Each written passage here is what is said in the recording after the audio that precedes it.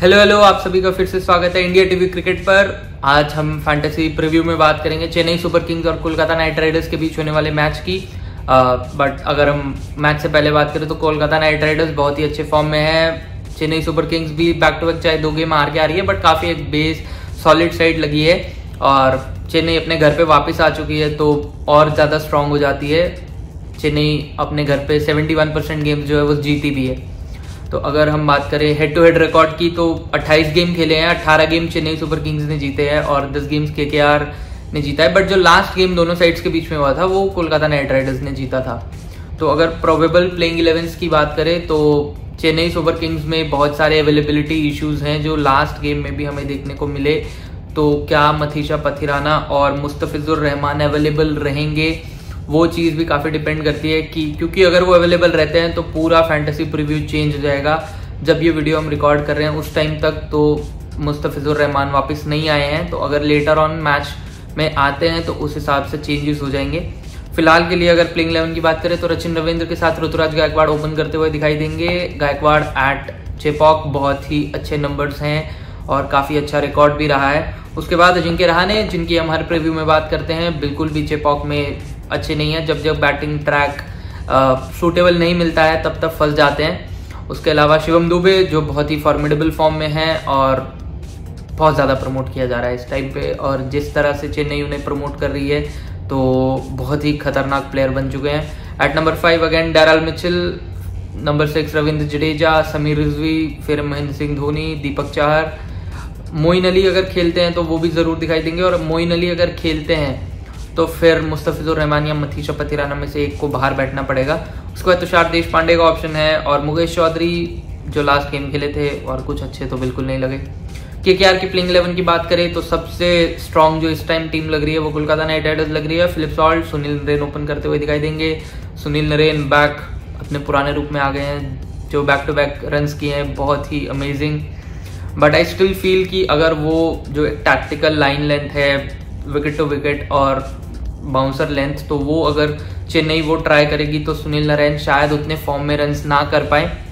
उसके बाद अंकित Raghuvanshi last game में जो प्रमोट हुए थे बट क्या इस गेम में होंगे, वो भी आ रहेगी। केकेआर में मेन प्रॉब्लम बैटिंग ऑर्डर बिल्कुल भी फिक्स नहीं है। With time left right combination चलाने के लिए जिसको गंभीर का मन करता है उसको भेज देते हैं, तो कोई उसमें बहस वाली बात ही नहीं है। उसके बाद Andre Russell last game promote किए गए थे बट क्या इस गेम में भी किए जाएंगे, वो भी एक सवाल रहेगा। फिर वेंकटेश अय्यर, श्रेयस अय्यर, किसी का भी बैटिंग ऑर्डर फिक्स नहीं है। रिंकू सिंह, इतने सारे लेफ्ट हैंडर्स हैं, राइट हैंडर्स हैं कि लेफ्ट राइट कॉम्बिनेशन ही चलने वाला है। फिर रमनदीप सिंह, मिचेल स्टार्क, हर्षित राणा जो लास्ट गेम में इंजरी हुई थी, कुछ अभी क्या अपडेट है उस पर कुछ क्लैरिफिकेशन नहीं है बट लेटर ऑन जैसे ही क्लैरिफिकेशन आएगी तो आफ्टर द टॉस वो एकदम बिल्कुल चेंज हो जाएगी कंडीशंस। फिर वरुण चक्रवर्ती और वैभव अरोड़ा। तो ये थी हमारी प्लेइंग 11। अगर कुछ मैचअप्स की बात करें तो मोइन अली सबसे पहले लास्ट गेम में 2 विकेट लेके गए थे। Moeen Ali against left arm batters 50 inning है पिछले 1 साल में और 22 विकेट ले चुके हैं। तो लेफ्ट आर्म बैटर्स के अगेंस्ट मोइन अली बहुत ही डिफरेंशियल बिल्कुल भी नहीं, बिल्कुल स्ट्रेट अवे टीम में आ जाएंगे और विद द बॉल बहुत ज़्यादा वैल्यू एड कर रहे हैं। और अगर बैटिंग आती है तो उसमें भी 10-15 रन भी कर गए तो बहुत है। Andre Russell against Chennai super Kings highest average है। अगेंस्ट चेपॉक किसी भी वेन्यू में आईपीएल के उनका 2nd हाईएस्ट एवरेज है।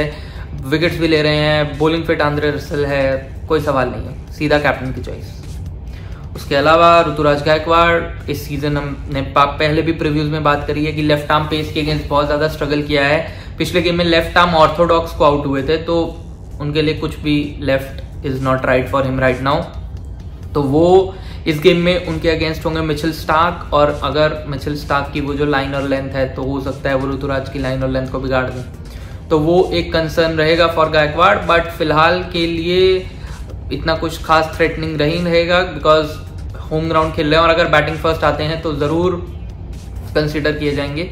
At least in small league, grand leagues में डिपेंड करता है हाउ मच रिस्क आप ले सकते हैं। उसके बाद दीपक चाहर सुनील नारायण को 2 बार आउट कर चुके हैं। फिलिप सॉल्ट को 2 बार आउट किया है। जब लास्ट टाइम दिल्ली कैपिटल्स के लिए खेला करते थे फिलिप सॉल्ट, उस टाइम पे दोनों मैचेस में दीपक चाहर ने उन्हें आउट किया था। सेकेंड इनिंग्स में चेपॉक में बहुत अच्छा रिकॉर्ड है दीपक चहर का, और इस साइड के अगेंस्ट 9 गेम में 11 विकेट ऑलरेडी ले चुके हैं। तो दीपक चहर एक बहुत ही इम्पोर्टेंट, मतलब ये करवा रहा हूँ कि ले लो यार टीम में, वो वाले पिक बन जाते हैं। उसके अलावा रचिन रविंद्र वर्ल्ड कप में ज़रूर मिचेल स्टार्क को अच्छा खेला था, बट आई स्टिल फील वो under the lights Chepauk world cup का फर्स्ट इंडिया का गेम याद होगा, एकदम से नर्वस कर दिया था मिचेल स्टार्क ने। तो सेम वेन्यू पे वापस आ जाएंगे, और ऑजीज को वो ग्राउंड वैसे ही बहुत पसंद है, हाइट वाला ऑजी। और फिलहाल चेन्नई का जो विकेट है वो भी इतना ड्राई हो चुका है कि वहाँ पे रन्स ही आ रहे हैं सिर्फ, मतलब बेंगलोर का विकेट एक टाइम के लिए स्लो हो जाता है, बट चेपॉक बहुत ही ज़्यादा उल्टा हो गया है जो एक ज़माने में चेपॉक हुआ करता था। तो वो एक चीज़ थोड़ी थ्रेटनिंग रहेगी, बट क्या वो मई आते आते वैसा चेपॉक हमें देखने को मिलेगा, उसके ऊपर धीरे धीरे एक एनालिटिक्स बनेगा। बट फिलहाल के लिए एकदम एक बैटिंग ट्रैक है। एक टाइम था जब 150 रन बनते थे चेपॉक में, फिलहाल वो 180-184 हो चुके हैं। तो ये थे कुछ मैचअप, सीधा चलते हैं अपनी फैंटेसी 11 की तरफ। विकेट कीपिंग सेक्शन में कोई डाउट नहीं है, फिलिप सॉल्ट सीधा, क्योंकि Mahendra Singh Dhoni with the bat शायद उतनी कुछ खास वैल्यू ऐड नहीं करते हैं। बैटिंग सेक्शन में ऋतुराज गायकवाड़, शिवम दुबे और श्रेयस अय्यर फिलहाल के लिए तीनों मेरी टीम में है। रचिन रविंद्र को मैं कंसिडर करूंगा अगर चेन्नई बैटिंग फर्स्ट आती है तो। उसके अलावा वेंकटेश अय्यर बिल्कुल टीम में नहीं होंगे। अजिंक्य रहाणे हर प्रीव्यू में हम बात करते हैं, चेपॉक बहुत ही खराब नंबर्स हैं, चेपॉक में बिल्कुल रन्स नहीं करते हैं, और जैसा हमने चेपॉक के जब बाहर गए थे तो बिल्कुल रन्स करके आए हैं, दोनों गेम में हमने देखा है, बट एट चेपॉक बहुत ही ज़्यादा फंस जाते हैं। उसके अलावा अंकुरिश भाई बिल्कुल टीम में नहीं होंगे, सॉरी। ऑलराउंडर सेक्शन जो बहुत ही इंपॉर्टेंट है, और उसमें सुनील नरेन, आंद्रे रसल, रविंद्र जडेजा, मोइन अली, चारों के चारों ऑलराउंडर टीम में होंगे। उसके अलावा अगर मोइन अली नहीं खेलते हैं, जो मेरे हिसाब से खेलने ज़रूर चाहिए कंसिडरिंग कि बहुत सारे लेफ्ट हैंडर्स हैं इन KKR, तो फिर डैरल मिचेल को भी कंसिडर कर सकते हैं, डिपेंडिंग कि किस नंबर पे आते हैं और कितने बॉलिंग ऑप्शंस चेन्नई के पास अवेलेबल हैं। उसके अलावा रमनदीप भाई बिल्कुल भी स्मॉल लीग्स टीम में तो नहीं होंगे, मेरी टीम में तो बिल्कुल नहीं होंगे, किसी के भी नहीं होंगे। Bowling section Mitchell Starc again बहुत ही डिफॉल्ट ऑप्शन है। लास्ट गेम वैसे भी विकेट्स ले चुके हैं, और जब विकेट लेना शुरू कर देते हैं उसके बाद बहुत ज़्यादा खतरनाक हो जाते हैं। उसके अलावा दीपक चहर, जैसा हमने बात की कि बहुत ही अच्छे numbers at venue against all, दोनों ओपनर्स बहुत ही अच्छे नंबर्स हैं, और सेकंड इनिंग्स में और भी अच्छे नंबर्स हैं, तो क्यों ड्रॉप करेंगे, बिल्कुल टीम में होंगे।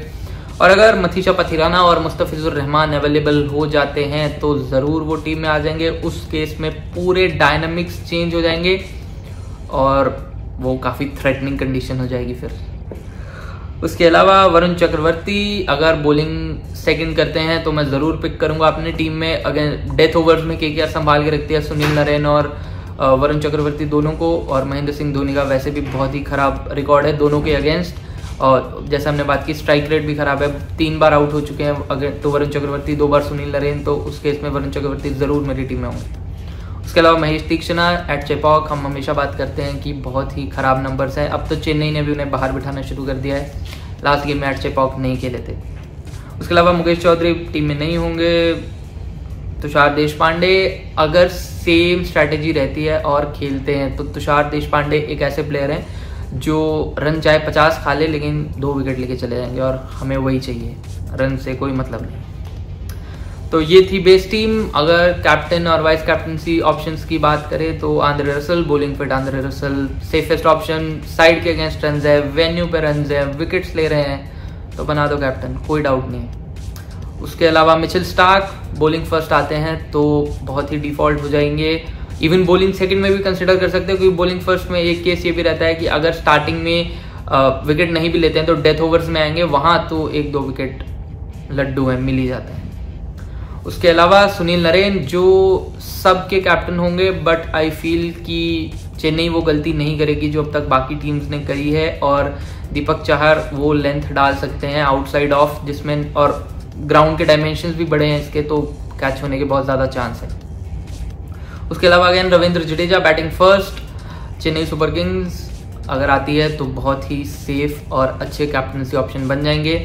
उसके अलावा मिनी ग्रैंड लीग्स और ग्रैंड लीग्स की अगर बात करें तो वरुण चक्रवर्ती बॉलिंग सेकंड करते हैं तो बहुत ही अच्छे चॉइस बन सकते हैं। ग्रैंड लीग्स के लिए तो बहुत ही ज़्यादा ट्राई कर सकते हैं क्योंकि डेथ में संभाल के रखती है कोलकाता नाइट राइडर्स, और लास्ट गेम में भी हमने देखा 3 विकेट लेके गए।